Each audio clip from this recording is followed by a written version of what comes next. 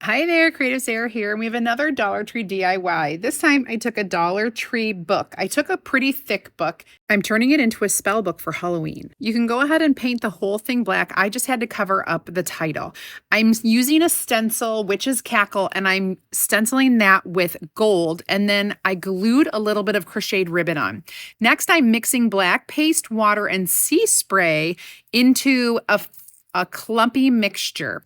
This is going to be spread all over the entire book. So I'm putting it on all of the black pieces around my stencil and around that ribbon. If you love this video and you'd like to see more, go ahead and comment the word VIP. I'll send you a message with a link where you can join my free DIY and crafting group. You'll get more ideas, inspiration, and insider information. So check this out. I am adding that pasty like kind of a black spackle to the entire thing. And we're going to let that dry completely. You may want to let it sit for a couple hours. Once it's dry, we're going to go back. I'm going to add that little skull and crossbones wooden piece and paint it black.